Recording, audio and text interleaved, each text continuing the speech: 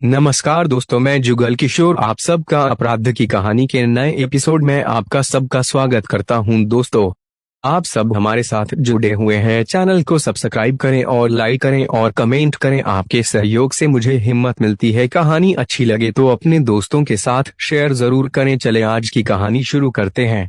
जय कुमार सिदार ने अपने घर वालों को बताए बिना सरस्वती मरांडी से प्रेम विवाह कर तो लिया, लेकिन सामाजिक रूढ़ियों की वजह से उसके घर वाले उसे अपनी बहू के रूप में स्वीकार नहीं कर पाए। इससे बचने के लिए जय कुमार ने जो किया वे छत्तीसगढ़ का रायगढ़ जिला आदिवासी बाहुल्य है। यहाँ का लैलूंगा शहर जिला मुख्यालय से लगभग 85 किलोमीटर की दूरी पर स्थित है।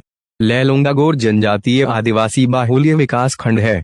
धीरे धीरे यहाँ का मिश्रित माहौल अपने आप में एक आकर्षण का माहौल पैदा करने लगा है, क्योंकि यहाँ पर अब भले ही बहुत तेरे मारवाड़ी, ब्राह्मण, कायस्थ समाज के लोग आकर रच बस रहे हैं, लेकिन आदिवासी सभ्यता और संस्कृति की महक यहाँ आज भी स्वाभाविक रूप से महसूस की जा सकती है।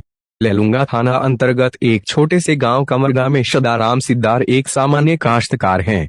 वह 2 बेटे और 1 बेटी वाले छोटे से परिवार का बमुश्किल पालन पोषण कर रहे थे। सदाराम का बड़ा बेटा जय कुमार सिद्दार प्राइमरी तक पढ़ने के बाद पिता के साथ खेती बाड़ी में हाथ बटा रहा था। गरीबी और परिवार की दयनीय हालत देख कर के एक दिन 21 वर्ष की उम्र में वह अपने एक दोस्त रमेश के साथ छत्तीसगढ़ से सटे झारखंड राज्य के बोकारो शहर में रोजगार के लिए चला गया। जल्द ही जय कुमार को स्थानीय राजू टिम्बर ट्यूनिंग प्लांट में क्लीनर मशीन चलाने का काम मिल गया और जय का मित्र रमेश भी वहीं काम करने लगा। फिर उन्होंने बोकारो के एक मोहल्ले में कमरा किराए पर ले लिया। समय अपनी गति से बीत रहा था कि एक दिन जय और रमेश सुबह घर से अपनी ड्यूटी पर जा रहे थे कि जय को साइकिल के साथ खड़ी एक परेशान सी लड़की दिख गई। जय कुमार और रमेश थोड़ा आगे बढ़े तो जय ने रुककर कहा, यार, लगता है इस लड़की को कुछ मदद की जरूरत है। दोनों मुड़कर वापस आए। तब युवती की ओर मुखातिब होकर जय ने कहा, क्या बात है, आप क्यों परेशान खड़ी हो? युवती थोड़ा सकुचाई फिर बोली, देखो न, साइकिल में पता नहीं क्या हो गया है, आगे ही नहीं बढ़ रही। जय ने कहा, लगता है साइकिल की चेन फंस गई है, किसी मिस्त्री को दिखानी होगी। और नीचे बैठकर वह साइकिल को ठीक करने की असफल कोशिश करने लगा, मगर चेन बुरी तरह फंस गई थी। थोड़ी देर तक प्रयास करने के बाद जय ने रमेश की ओर देखते हुए कहा, चलो इसकी थोड़ी मदद कर देते हैं। इस पर रमेश ने कहा, यार, देर हो जाएगी, काम पर न पहुंचे तो प्रसाद जी नाराज हो जाते हैं। तुमको तो पता ही है कि काम पर समय पर पहुंचना बहुत जरूरी है। इस पर सहज रूप से जय सिदार ने कहा, बात तो सही है, ऐसा करते हैं, तुम काम पर चले जाओ और उनसे बता देना कि आज मैं छुट्टी पर रहूंगा, मैं इनकी साइकिल ठीक करा देता हूँ। जय को रमेश आश्चर्य से देखता हुआ ड्यूटी पर चला गया। इधर जय ने युवती की मदद के लिए साइकिल अपने कंधे पर उठा ली और धीरे धीरे साइकिल मिस्त्री के पास पहुंचा। थोड़ी ही देर में मिस्त्री ने साइकिल ठीक कर दी। युवती जय के व्यवहार और हमदर्दी को देखकर बहुत प्रभावित हुई। फिर दोनों ने बातचीत में एक दूसरे का नाम और परिचय पूछा। युवती ने अपना नाम सरस्वती मरांडी बताया। जब जय वहां से जाने लगा तो सरस्वती ने उसे अचानक रोककर कहा, आपने मेरे कारण आज अपना बहुत नुकसान कर लिया है, बुरा न माने तो क्या आप मेरे साथ एक कप चाय पी सकते हैं? जय सिद्दार 19 वर्षीय सरस्वती की बातें सुनकर हंसता हुआ राजी हो गया। अब वे उसे अच्छी लगने लगी थी। मंत्रमुग्ध सा जय उसके साथ एक रेस्टोरेंट में चला गया। बातों बातों में सरस्वती ने उसे बताया कि वह अपने गांव धांगी करतस, जिला धनबाद की रहने वाली है और यहाँ स्थानीय प्रौढ़ शिक्षा केंद्र में शिक्षिका है। इस बीच जय ने सरस्वती का मोबाइल नंबर ले लिया और अपने बारे में सब कुछ बताता चला गया। अब अक्सर जय सिद्दार सरस्वती से बातें करता। सरस्वती भी उसे पसंद करती और दोनों के बीच प्रेम की बेलें फूट पड़ी। जल्द ही एक दिन जय कुमार ने सरस्वती से झिझकते हुए कहा, सरस्वती, मैं तुम्हें चाहने लगा हूँ, तुम प्लीज मना मत करना, नहीं तो मैं मर ही जाऊंगा। इस पर सरस्वती मुस्कुराते हुए बोली, अच्छा बताओ तो इसका तुम्हारे पास क्या सबूत है? सरस्वती, तुम्हारे लिए मैं सब कुछ करने को तैयार हूँ, बताओ मुझे क्या करना है? जय सिदार ने हिचकते हुए कहा, मैं तो मजाक कर रही थी, मैं जानती हूँ कि तुम मुझे बहुत पसंद करते हो, सरस्वती बोली। यह सुनकर जय की हिम्मत बढ़ गई। वह बोला, और मैं? सरस्वती ने धीरे से कहा, लगता है तुम तो प्यार के खेल में अनाड़ी हो। अरे बुद्धू, अगर कोई लड़की मुस्कुराए, बात करे, इसका मतलब तुम नहीं समझते। यह सुनकर जय खुशी से उछल पड़ा। इसके बाद उनका प्यार परवान चढ़ता गया। फिर एक दिन सरस्वती और जय ने एक मंदिर में विवाह कर लिया। सन 2017 से लेकर मार्च 2020 अर्थात कोरोना काल से पहले तक दोनों ही प्रेम पूर्वक झारखंड में एक छत के नीचे रह रहे थे। इस बीच दोनों ने मंदिर में विवाह कर लिया और पति पत्नी के रूप में आनंद पूर्वक रहने लगे। मार्च 2020 में जब कोविड-19 का संक्रमण फैलने लगा तो जय का काम छूट गया। घर में खाली बैठे बैठे जय को अपने गांव और माता पिता की याद आने लगी। एक दिन जय ने सरस्वती से कहा, चलो हम गांव चलते हैं, वहां इस समय रहना ठीक रहेगा, पता नहीं ये हालात कब तक सुधरेंगे, और जहां तक रोजी रोटी का सवाल है तो हम गांव में ही कमा लेंगे, फिर आज सवाल तो जान बचाने का है। सरस्वती को बात पसंद आ गई। उस समय गांव जाने के लिए कोई साधन नहीं था। तब जय कुमार पत्नी सरस्वती को अपनी साइकिल पर बैठाकर जिला रायगढ़ के गांव कामरगा में स्थित अपने घर की ओर चल दिया। लगभग 300 किलोमीटर की दूरी तय करके जय कुमार अपने घर पहुंच गया। घर में पिता सदाराम और परिजनों ने जब जय को देखा, सभी की खुशी का ठिकाना नहीं रहा। साथ में सरस्वती को देखा तो पिता सदाराम ने पूछा, यह कौन है? जय ने सकुचाते हुए सरस्वती का परिचय पत्नी के रूप में परिजनों को करा दिया। उस समय किसी ने भी कुछ नहीं कहा।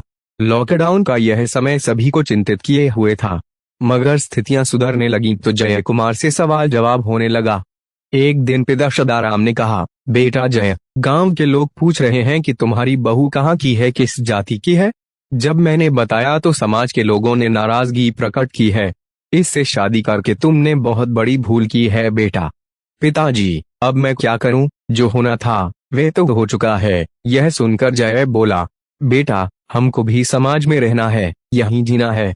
यह हाल रहेगा तो हमारा परिवार भारी मुसीबत में पड़ जाएगा। कोई हमसे रोटी बेटी का रिश्ता तक नहीं रखेगा। ऐसे में हो सके तो तुम लोग कहीं और जाकर के जीवन बसर करो, ताकि समाज के लोग अंगुली न उठा सकें। जय ने कहा, पिताजी अब क्या हो सकता है, मैं क्या करूं, मुझे कुछ समझ में नहीं आ रहा। एक दिन एक निकट के परिजन ने जय से कहा, अब देख लो, सोच समझ के कुछ निर्णय लो। वैसे पास के गांव के हमारे परिचित राम सायर ने अपनी बेटी के साथ तुम्हारे विवाह का प्रस्ताव भेजा था। वह पैसे वाले लोग भी हैं और हमारे समाज के भी हैं।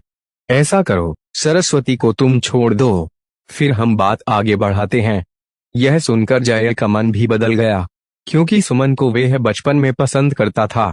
वह सोचने लगा कि काश वह सरस्वती के चक्कर में नहीं पड़ता तो आज सुमन उसकी होती। इसी दरमियान जय गांव में ही तेजराम के यहाँ ट्रैक्टर चलाने लगा था। नौसिखिए जय सिद्धार से एक दिन अचानक दुर्घटना हो गई तो तेजराम ने उसकी पिटाई कर दी और उससे नुकसान की भरपाई मांगने लगा। परिस्थितियों को देखकर जय पत्नी सरस्वती को लेकर पास के दूसरे गांव सरकेदा में अपने जीजा रविवार के यहाँ गुजर करने आ गया। जय का रविवार के साथ अच्छा याराना था। बातों बातों में एक दिन रविवार ने कहा, ब्याह यह तुम्हारे गले कैसे पड़ गई, इससे कितनी सुंदर लड़कियां हमारे समाज में हैं। यह सुनकर के जय मानो फट पड़ा। बोला, भाटो जीजा, बस यह भूल मुझसे हो गई है, अब मैं क्या करूं, मुझे तो लगता है कि सरस्वती से शादी करके मैं फंस गया हूं। रविवार ने जय कुमार को बताया कि परिवार में चर्चा हुई थी कि सुमन के पिता तुम्हारे लिए 2 से 3 बार आ चुके हैं। अब क्या करूं, क्या इसे बोकारो छोड़ आऊं, विवशता जताता जय कुमार बोला। कौम और अगर कहीं फिर वापस आ गई तो रविवार कुमार ने चिंता जताई। जय कुमार असहाय भाव से जीजा रविवार की ओर देखने लगा। रविवार मुस्कुराते हुए बोला, एक रास्ता है। और दोनों ने बातचीत करके एक ऐसी योजना बनाई जिसने आगे चलकर दोनों को जेल की सलाखों के पीछे पहुंचा दिया। वह 7 जनवरी 2021 का दिन था। एक दिन पहले ही जय और रविवार ने सरस्वती से बात करके पिकनिक के लिए झरन डैम चलने की योजना बना ली थी। एक बाइक पर तीनों सुबह सुबह पिकनिक के लिए निकल गए। लैलूंगा शहर घूमने, खरीदारी के बाद 7 किलोमीटर आगे खम्हार जंगल के पास झरन डैम में पहुंचकर तीनों ने खूब मस्ती की, मोबाइल से फोटो खींचे और खाया पिया।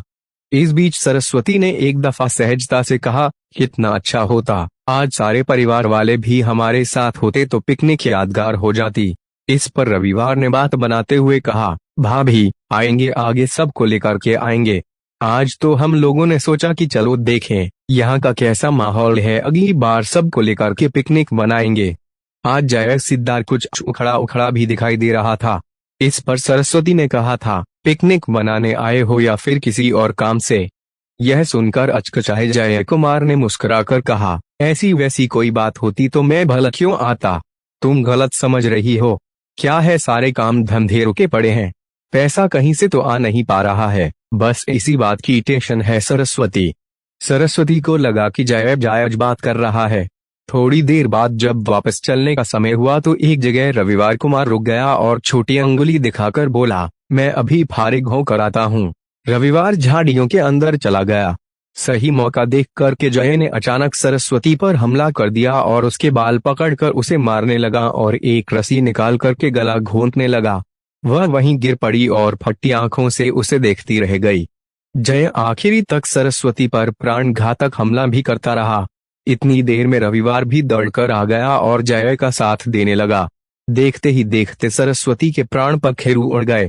सरस्वती की मौत के बाद रविवार ने उसके गले में एक नीली रस्सी बांधी और झाड़ियों में घसीटकर सरस्वती की लाश छिपा दी। 12 जनवरी मंगलवार को शाम लगभग 5 बजे थाना लैलूंगा में अपने कक्ष में थाना प्रभारी एलपी पटेल रोजमर्रा के कामों को निपटा रहे थे कि दरवाजे पर आहट सुनाई दी। उन्होंने देखा 3 से 4 ग्रामीणों के साथ खम्हार गांव के सरपंच शिव प्रसाद खड़े हैं। थाना प्रभारी ने उन सभी को अंदर बुला लिया। तभी सरपंच ने उनसे कहा, सर, जंगल में एक महिला की लाश मिली है। कुछ लोगों ने देखा तो मैं सूचना देने के लिए आया हूँ। मामले की गंभीरता को देखते हुए एसआई व 2 कांस्टेबलों को थाना प्रभारी पटेल ने घटनास्थल की ओर रवाना किया और अपने काम में लग गए। लगभग 1 घंटे बाद उन्हें सूचना मिली कि लाश किसी महिला की है। उन्होंने एसआई को स्थिति को देखते हुए सारे सबूतों को इकट्ठा करने और फोटोग्राफ लेने के निर्देश दिए और कहा कि वे स्वयं घटनास्थल पर आ रहे हैं। थाने से निकलने से पहले एलपी पटेल ने एसपी रायगढ़ संतोष सिंह और एसपी अभिषेक वर्मा को महिला की लाश मिलने की जानकारी दी और घटनास्थल की ओर रवाना हो गए। जब वह वहां पहुंचे तो थोड़ी देर में ही जिला मुख्यालय से डॉग स्क्वाड टीम भी आ गई और महिला की लाश को देख करके उन्हें समझने में देर नहीं लगी कि यह सीधे सीधे एक ब्लाइंड मर्डर का मामला है। पुलिस विवेचना में जांच अधिकारी एलपी पटेल के सामने शुरुआती परेशानी मृतका की पहचान की थी, जिसके लिए मशक्कत शुरू कर दी गई। इस कड़ी में रायगढ़ जिले के सभी थानों के गुम इंसानों के हुलिया से मृतका का मिलान किया गया। जब सफलता नहीं मिली तो छत्तीसगढ़ राज्य पुलिस पोर्टल पर राज्य के लगभग सभी जिलों के गुम इंसानों से हुलिया का मिलान कराया गया। सभी सोशल मीडिया ग्रुप में मृतका के फोटो वायरल किया जाने लगा, मगर सुराग नहीं मिल रहा था। आखिरकार एक दिन पुलिस को अच्छे नतीजे मिले। सोशल मीडिया में वायरल की गई तस्वीर के जरिए मृतका की शिनाख्त सरस्वती मरांडी, पुत्री सुजीत मरांडी, उम्र 23 वर्ष, निवासी ढांगी करतस, जिला धनबाद, झारखंड के रूप में हुई। मृतका की शिनाख्त के बाद मामले में नया पहलू सामने आया, जिससे अनसुलझे हत्याकांड की गुत्थी सुलझती चली गई। लैलूंगा पुलिस को हत्याकांड में कमरगा गांव, थाना लैलूंगा के जयकुमार सिद्धार के मृतका का कथित पति होने की जानकारी भी मिली। लैलूंगा पुलिस द्वारा गोपनीय तरीके से जयकुमार सिद्धार का उसके गांव में पता लगाया गया तो जानकारी मिली कि वह तथा उसका जीजा रविवार कुमार सिद्धार दोनों ही अपने अपने गांव से गायब हैं। हत्या के इस गंभीर मामले में एसपी संतोष सिंह द्वारा अज्ञात महिला के वारिसों और संदिग्धों की तलाश के लिए थाना लैलूंगा, धर्मजयगढ़, चौकी बकारूमा की 3 अलग अलग टीमें बनाई गईं। एक टीम में SDPO Sushil Nayak, SI Praveen Minj, head constable Somesh Goswami, constable Pradeep John, Rajendra Rathia. दूसरी टीम में थाना प्रभारी लैलूंगा इंस्पेक्टर लक्ष्मण प्रसाद पटेल, कांस्टेबल मायाराम राठिया, धनुर्जय बेहरा, जुगित राठिया, अमरदीप एका और तीसरी टीम में SI BS Paikra, ASI Madhavram Sahu, head constable Sanjay Yadav, constable Ilias Kerketta को शामिल किया गया। पहली टीम को किलकिल्ला, फरसाभार, बागबहार और तपकरड़ तथा दूसरी टीम को पथलगांव, घरघोड़ा, लारीपानी, चिमटी पानी एवं टीम नंबर 3 को बागबाहर, कांसाबेल, कापू, दरिमा, अंबिकापुर की ओर जांच के लिए लगाया गया था। तीनों टीमों के अथक प्रयास पर आरोपियों को जिला जशपुर के गांव रजौरी से 20 जनवरी को हिरासत में लेकर थाने लाया गया। दोनों आरोपी पुलिस से लुक छिपकर रजौरी के जंगल में लकड़ी काटने का काम कर रहे थे। दोनों ने कड़ी पूछताछ में अंततः सरस्वती मरांडी की हत्या करने का अपना अपराध स्वीकार लिया। रोजगार के सिलसिले में वे बोकारो, झारखंड गया था। वहां राजू टिम्बर ट्यूनिंग प्लांट में क्लीनर मशीन चलाता था और किराए के मकान में रहा करता था। वहीं सरस्वती मरांडी से उसकी जान पहचान हुई। जय कुमार परेशान था और उसने अपने जीजा रविवार के साथ सरस्वती की हत्या का प्लान बनाया और उसी प्लान के तहत 7 जनवरी 2021 को पिकनिक का बहाना कर सरस्वती को मोटरसाइकिल पर बिठाकर लैलूंगा लेकर आए। लैलूंगा बस स्टैंड पर खाने पीने के सामान व सरस्वती ने कपड़े खरीदे। तीनों फिर खम्हार के झरन डैम गए, जहां सरस्वती ने वही पीले रंग की सलवार कुर्ती पहनी जो उसने गांव कमरगा की सुनीता सिद्धार से बनवाई थी। वहां उन्होंने मोबाइल पर खूब सेल्फी ली। शाम करीब 5 बजे भेलवा टोली एवं खम्हार के बीच पगडंडी के रास्ते में रविवार सिद्धार पेशाब करने का बहाना कर रुका। उसी समय जय कुमार सिद्धार ने सरस्वती के बाल पकड़कर उसे जमीन पर पटक दिया और गला दबाकर उसकी हत्या कर दी। इसके बाद रविवार और जय कुमार सिद्धार ने सरस्वती के गले में चुनरी से गांठ बांधकर खींचा और लाश सराई झाड़ियों के बीच छिपा दी। दोनों आरोपी भागने की हड़बड़ी में अपनी चप्पलें, गमछा भी घटनास्थल के पास छोड़ आए।